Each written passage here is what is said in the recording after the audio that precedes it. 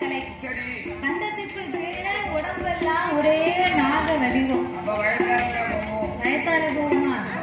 அப்ப 2 மாத்திரை எழுதி கொடு. அந்த வயத்தால பாம்பு வந்து கால்கள் கிடையாது. கால் கிடையாது. அதனால எங்க போனாலும் வயத்தால ஊந்து போகும். இப்ப மனிதனுக்கு வந்து 2 கால் இருக்கு. சரி, நம்ம எங்க போனாலும் நடந்து போறோம். ஆடு மாட்டுக்கு 4 கால் இருக்கு. 4 கால் இருப்பதுனால அது நடந்து போகுது. காக்கா பூச்சிக்கு 2 கால் இருக்கு. 2 ரெக்கை இருக்கு.